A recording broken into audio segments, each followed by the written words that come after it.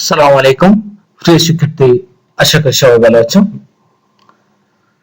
আমরা আজকে তোমাদের লিনিয়ার অ্যালজেব্রার চ্যাপ্টার 6 এর বি এর matrix representation of a linear transformation অর্থাৎ যোগাশ্রী রূপান্তরের ম্যাট্রিক্সে কিভাবে রূপান্তর করা যায় সে বিষয়ে একটা আলোচনা করব।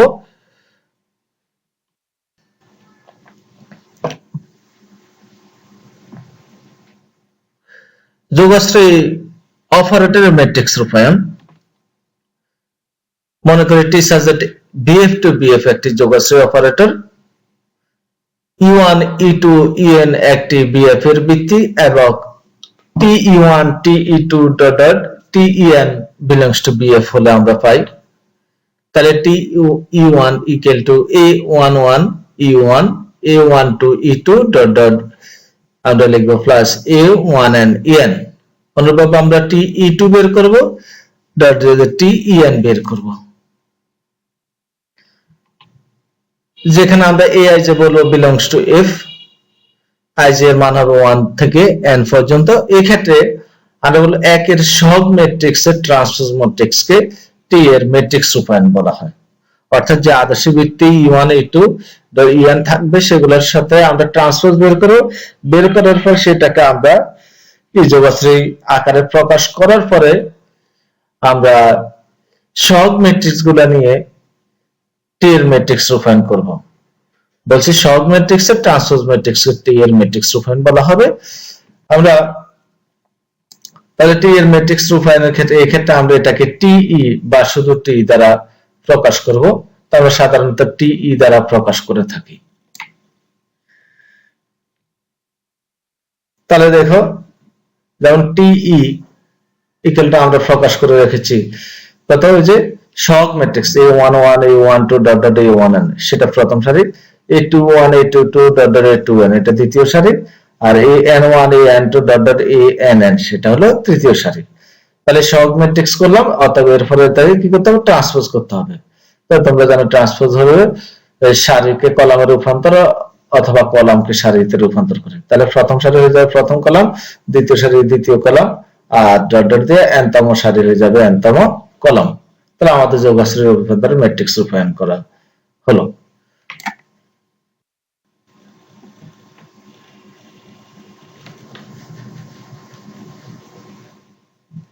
যোগাশ্রী অপারেটরের যোগাশ্রী রূপান্তর আবার ম্যাট্রিক্স রূপায়ণ। মনে করি টি সাবজেক্ট বিএফ টু ইএফ একটি যোগাশ্রী রূপান্তর E1 E2 dot dot En ও F1 F2 dot dot Fm যথাক্রমে বিএফ ও ইএফ এর ভিত্তি। তাহলে TE1 TE2 dot dot TEN belongs to EF হলে আমরা পাই। তাহলে এবারে দেখো, ভিত্তি বিএফ এর একটা ভিত্তি থাকবে আর ইউএফ এর আরেকটা ভিত্তি থাকবে আলাদা। তাহলে আমরা প্রথমে TE1 E2 dot dot En বের করব, বের করে এগুলাকে F1 F2 dot dot Fm এর যোগাশ্রী আকারে প্রকাশ করব। প্রকাশ করার পরে পূর্বের মতোই আমরা ij belongs to aij belongs to f লিখব।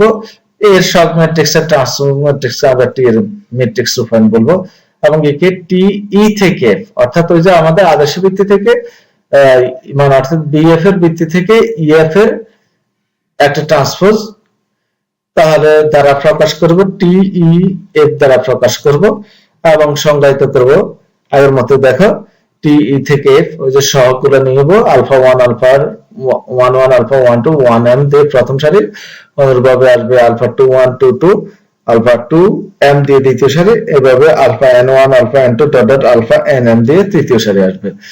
আসার পরে সেটাকে আমরা আবার কি করব, ট্রান্সপোজ করব। ট্রান্সপোজ করলে যা আসবে সেটাই হলো আমাদের যোগাশ্রী রূপান্তরের ম্যাট্রিক্স রূপায়ণ।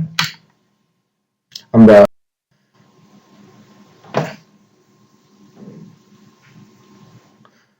একটা উদাহরণ দেখব। আদর্শ ভিত্তির সাপেক্ষে টি সাবজেক্ট R3 থেকে R3 যোগাশ্রী অপারেটরের ম্যাট্রিক্স রূপায়ণ করা, যাহা TXYZ ইকুয়াল টু এত দ্বারা সংজ্ঞায়িত। English, find the matrix representation of the linear operator T subject R3 to R3 defined by eto with respect to standard basis of R3 এর আদর্শ ভিত্তির সাপেক্ষে আমরা এতের এই যোগাশ্রী অপারেটরের ম্যাট্রিক্স রূপায়ণ করব। তার যথারীতি দেওয়া আছে, আমরা লিখব আমরা জানি R3 আদর্শ ভিত্তি E1 equal to 1 0 0 E2 1 0 1 0 E3 0 0 1। তাহলে আমরা একটু আগে যোগাশ্রয় অপারেটরের ম্যাট্রিক্স রূপায়ণ দেখে এসেছি। এখন আমরা T1 T2 T3 বের করব।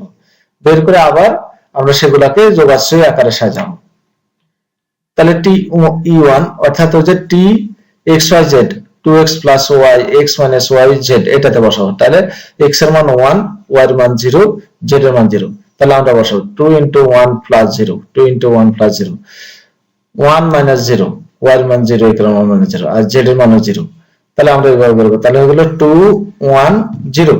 এটাকে আবার যেহেতু R3 থেকে R3 অর্থাৎ আদর্শ ভিত্তির যোগাশ্রয় আকারে সাজাবো। অর্থাৎ আর কিছু না, আমরা যে মানটা পাবো t xyz এ বৃত্তে বসানোর পরে সেটাকে আবার E1 E2 E3 দেব। অর্থাৎ 2 এর সাথে E1 1 এর সাথে E2 আর 0 এর সাথে কত E3। অনুরূপ ভাবে আমরা TE2 বের করব। TE2 মানে T0 1 0 অর্থাৎ এবারে x এবং z0 y এর মানটা 1। ঠিক ওই যে আমাদের txyz এ যদি আমরা বসে আগের মতো পেয়ে যাব 1 1 0। তাহলে এটাকে ওই যে যোগাশ্রয় আকারে সাজাবো। তা কত 1 E1 1 E2 আর প্লাস E0 E3। অনুরূপভাবে আমরা E3 টা বের করব।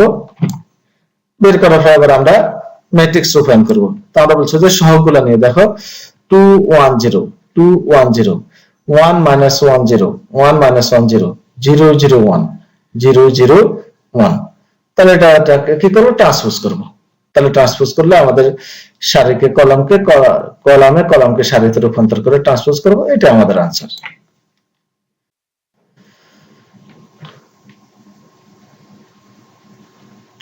এরপর আরেকটা উদাহরণ দেখো। আদর্শ ভিত্তির সাপেক্ষে R3 থেকে R4 যোগাশ্রয় রূপান্তর ম্যাট্রিক্স রূপায়ণ করে। এবারে R3 থেকে R4 অতএব ভিত্তি দুই রকম হয়ে যাবে। এটা একটা যোগাশ্রয় রূপান্তর। তাহলে এত আমরা যোগাশ্রয় রূপান্তর করব, ম্যাট্রিক্স রূপায়ণ করব। যথারীতি আগের মতোই txyz কত দেওয়া আছে লিখব। তাহলে আবার আমরা R3 তাহলে R3 এর আদর্শ ভিত্তি আবার ধরে নিব। আমরা জানি R3 আদর্শ ভিত্তি এত আগের মতো এবং R4 এর আদর্শ ভিত্তি, যেহেতু আদর্শ ভিত্তি বলছে অতএব দুটো আমাদের আদর্শ ভিত্তি নিজেরা ধরতে হবে। আবার R4 এর আদর্শ ভিত্তিটা ধরবো। তো এটা তোমরা জানো f1 = 1 0 0 0 f2 = অনুরূপভাবে f3 আছে আমাদের। আগেরটার মতো আমরা এখন TE1 বের করব। TE1 তাহলে T1 0 0 ওই যে আমাদের সংজ্ঞাতে বসাবো txyz এ। তাহলে x এর মান 1, y এর মান 0, z এর মান 0। তাহলে 1 + 0 তার মানে 1। এরপরে যদি 1 - 0 তাহলে 1। এরপর z এর মান 0, x এর মান 1 বসালাম। এরপরে যেহেতু আমাদের আবার R4 তাহলে R3 থেকে R4 তাহলে এবার f1 f2 f3 f4 যোগাশ্রয় আকারে সাজাবো। তাহলে 1 * f1 plus 1 * f2 plus 0 * f3 plus 1 * f4 এভাবে সাজাবো। সাজানোর পরে আমরা অনুরূপভাবে TE2 বের করব, TE3 বের করব। অতএব আমাদের যোগাশ্রয় রূপান্তরের ম্যাট্রিক্স রূপায়ণ হয়ে যাবে কত TE থেকে F। অর্থাৎ TE ছিল আমাদের কত R3 আদর্শ ভিত্তি আর F হলো R4 এর আদর্শ ভিত্তি। তাহলে TE থেকে F তাহলে যে সহগ ম্যাট্রিক্স। তাহলে কত প্রথমটা 1 1 0 1 1 1 0 1, দ্বিতীয়টা 1 - 1 0 0 1 - 1 0 0, তৃতীয়টা 0 0 1 0 0 0 1 0। এবার এটাকে আমরা ট্রান্সপোজ করব। তাহলে এটাই আমাদের आंसर।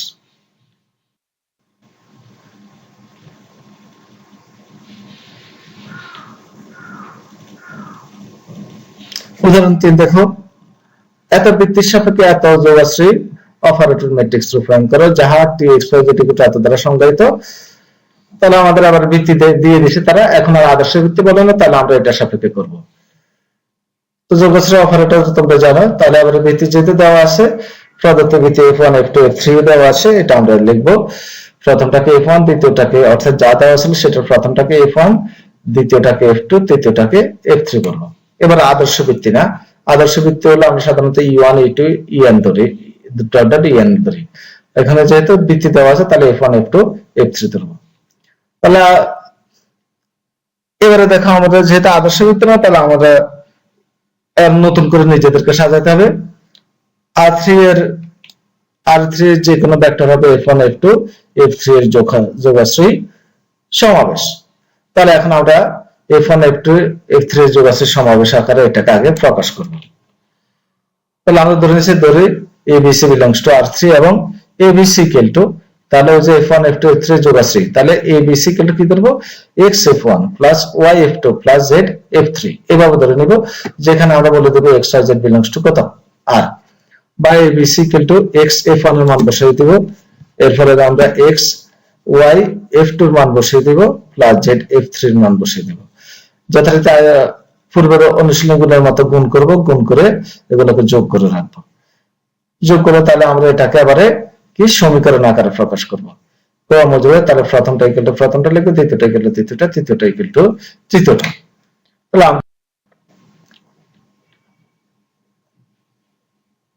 তাহলে সাজালাম, দেখো পেয়ে গেলাম।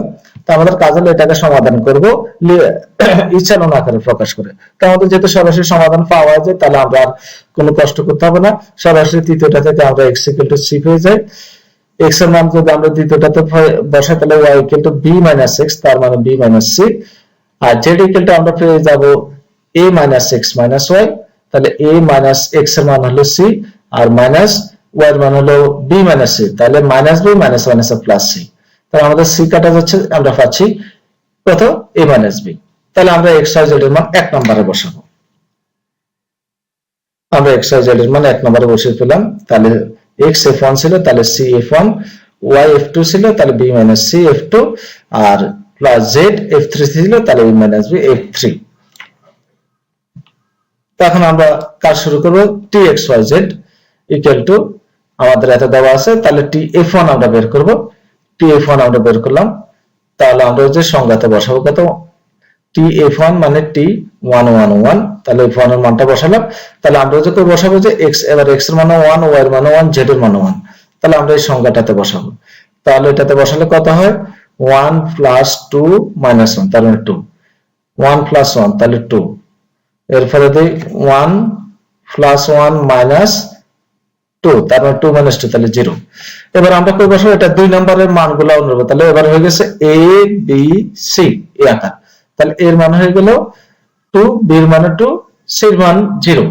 তাহলে আমরা বসালাম 2 নম্বর বসাই, দেখো c f1 তাহলে 0 f1 plus b minus c f2, তাহলে b minus c, তাহলে 2 minus 0 f2 plus a minus b f3, তাহলে আমরা বসাবো a minus b, তাহলে 2 minus 2 f3 লিখে রাখছে বাই 2। তাহলে ক্যালকুলেশন করলে 0 f1 plus 2 f2 plus 0 f3। অনুরূপভাবে আমরা t f2 বের করব, t f3 বের করব। তাহলে দেখো পার্থক্যকে আদর্শ ভিত্তি হলে আমাদের একবারে সহজ ছিল, t সরাসরি e1 e2 e3 সাপেক্ষে বের করে ম্যাট্রিক্স রূপায়ণ। আর যদি আদর্শ ভিত্তি না হয়, অন্য কোনো ভিত্তি দেওয়া থাকে, তাহলে আমাদেরকে সাজাতে হবে, আর এরকম যোগাশ্রয় আকারে সাজিয়ে আমরা এরপরে দিয়ে কাজটা করব। তাহলে এবার আমরা সুতরাং ম্যাট্রিক্স রূপায়ণ, t এর ম্যাট্রিক্স tf ইকুয়াল টু, আমরা যে প্রথমটা ছিল আমাদের কত, ওই যে 0 2 0, তাহলে 0 2 0, দ্বিতীয়টা আসলে 2 minus 1 2, তাহলে আমরা লিখলাম 2 minus 1 2, তৃতীয়টা হলো 1 minus 1 1, তাহলে 1 minus 1 1। তাহলে আমরা এখানে শেষ পর্যন্ত আনসারটা পেয়ে যাব, আমরা ম্যাট্রিক্স রূপায়ণ পেয়ে গেলাম।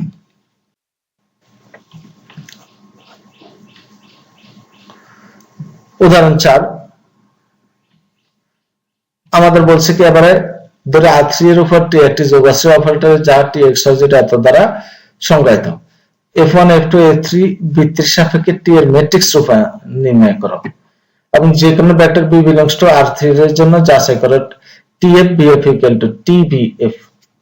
তাহলে দেখো প্রথম অংশ ওই যে t এর ম্যাট্রিক্স রূপায়ণ, প্রথম অংশ আমরা একটু আগে যা করেছি ঠিক ওই উদাহরণটাই ফুল ঠিক থাকবে। দ্বিতীয় অংশের জন্য আমাদের শুধু অতিরিক্ত একটা অংশ করতে হবে এবং প্রমাণটা যাচাই করতে হবে। তাহলে আমরা দেখো প্রথম অংশে একটু আগে যা করেছি সেটার মতোই লিখবো, সেই কথাটা লিখছি, দেওয়া আছে লিখলাম এত, R3 এর যে কোনো ভেক্টর f1 f2 এর যোগাশ্রয় সমাবেশ হবে ABC belongs to R3 এবং ABC equal to এত, ঠিক আগের মতো ধরে নিয়েছি। তাহলে এখানে দেখো আগের মতো আমরা সমাধান করব।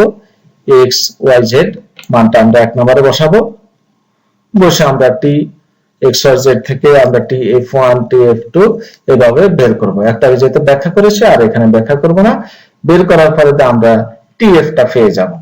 ঠিক উদাহরণ একটু আগে যা করেছি সেটার মতো, অর্থাৎ উদাহরণ 3 এর মতোই প্রথম অংশটা।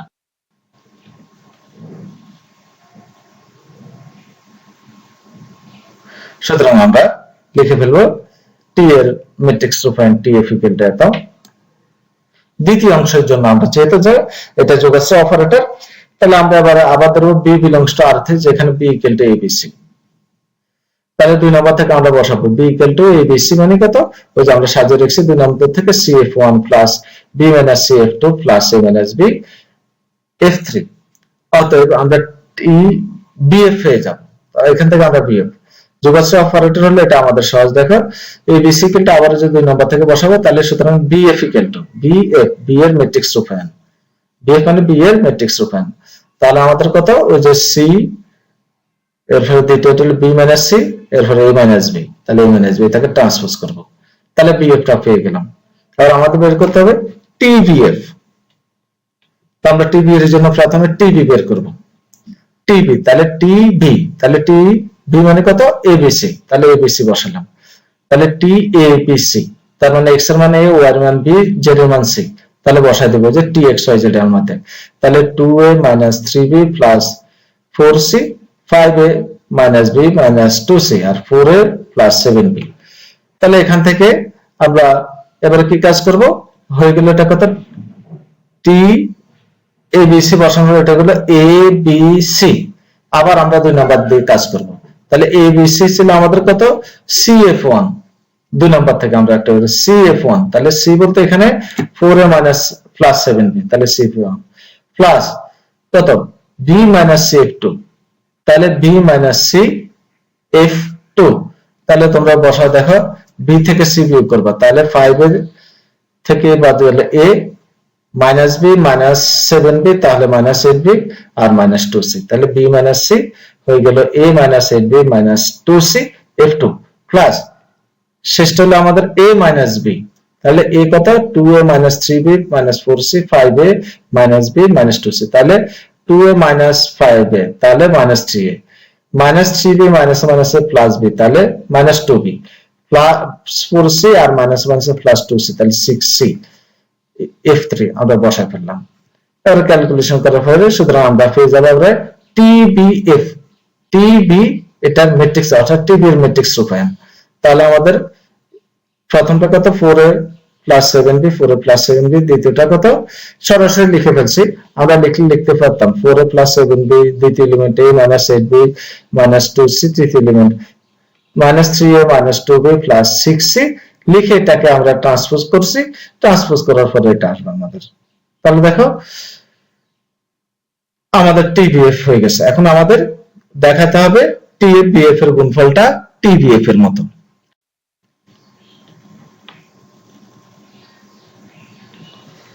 তাহলে আমরা TF BF গুণ করব, তাহলে TF এর মান বসালাম, BF এর মান বসালাম, তাহলে তোমরা ম্যাট্রিক্সের গুণ জানো সারির সাথে কলামের, তাহলে 11C 11 into B minus C plus 4 into A minus B, প্রথম এলিমেন্ট শেষ। তারপরে দ্বিতীয় সারির সাথে আবার একটা কলামে, তাহলে -9 দিয়ে প্রথম C minus 7 দিয়ে B minus C plus 1 into A minus B, এরপর তৃতীয় সারি দিয়ে 1C minus 5 দিয়ে b minus c minus 3 দিয়ে a minus b, ক্যালকুলেশন করে আমরা পেয়ে গেলাম এটা। অতএব এটাই আমাদের bf এর মানটা। সুতরাং tbf equal to tbf, তাহলে প্রমাণটা মিলে গেল। তোমরা একটু খেয়াল করে কাজগুলো করবে।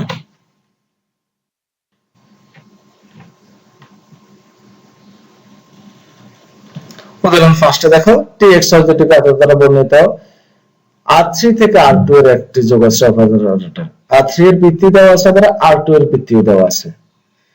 বলছে T এর ম্যাট্রিক্স বাইর করো, অর্থাৎ ম্যাট্রিক্স রূপায়ণ করব।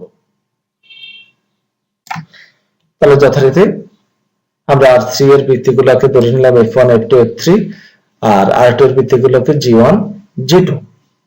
তাহলে একটা দেখো যেটা কাজ করেছি যোগাশ্রয় অপারেটর ছিল, এবার R3 থেকে R3 R সিডি আবার ছিল R3 থেকে R2 অর্থাৎ দুইটার আদর্শ ভিত্তিক। তাহলে আমরা রাইট সাইড অর্থাৎ R2 এর যোগাশ্রয় আকারটা আগে প্রকাশ করব। R2 এর যে কোনো ভেক্টর হবে G1 G2 এর কি যোগাশ্রয় সমাবেশ। একটা খেয়াল করবে তোমাদের ওখানে ছিল R3 থেকে R3, অতএব ওখানে তোমরা কোনটা নিয়ে কাজ করেছো সেটা যোগাশ্রয় সমাবেশ রূপে প্রকাশ করছো, সেটা নিয়ে তোমাদের হয়তো বেজার লাগবে না। কিন্তু এখানে R3 থেকে R2, তাহলে আমরা যে UF এ যেটা আছে সেটাকে যোগাশ্রয় আকারে সাজাবো। তো আমাদের UF এর জায়গায় আছে R2, আর R2 এর আদর্শ ভিত্তিক আর ভিত্তি দেওয়া আছে G1 G2। এখানে লিখবো R2 এর যে কোনো ভেক্টর হবে G1 G2 এর যোগাশ্রয় সমাবেশ। একটু আগে যেভাবে কাজ করছে ঠিক একইভাবে ধরি AB belongs to R2 এবং ABটাকে আমরা G1 G2 আকারে সাজাবো। তাহলে X_G1 Y_G2 XY belongs to R, আমরা গুণ করব, গুণ করে রাইট সাইডে একটু যোগ করব।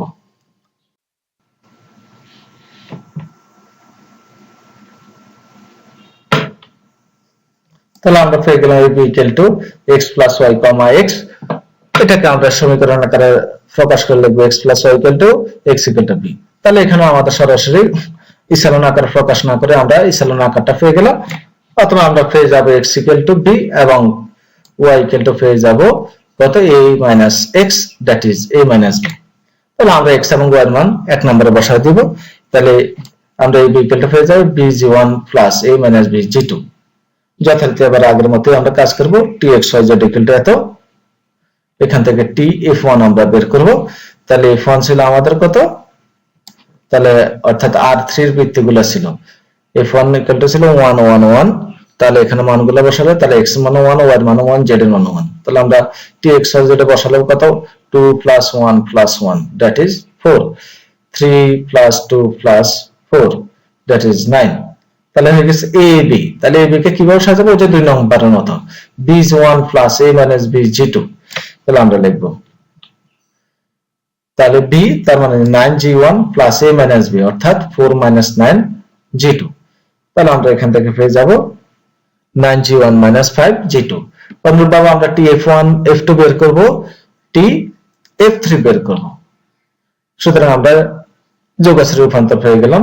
নির্ণয় ম্যাট্রিক্স রূপান্তর কত tf থেকে অর্থাৎ R3 থেকে R2। তো R3 এর ভিত্তি ছিল f3, f3 থেকে আমরা কত g তে গেলাম অর্থাৎ R2 তে গেলাম।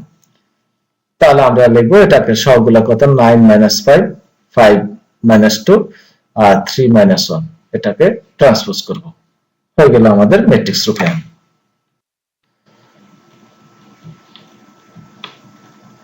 আমরা আরেকটা উদাহরণ দেখব। R3 ও R2 এর ভিত্তি যথাক্রমে এত এত এত এর সাপেক্ষে এত দ্বারা সংজ্ঞায়িত। বলছে টি সাবজেক্ট R3 থেকে R2 এর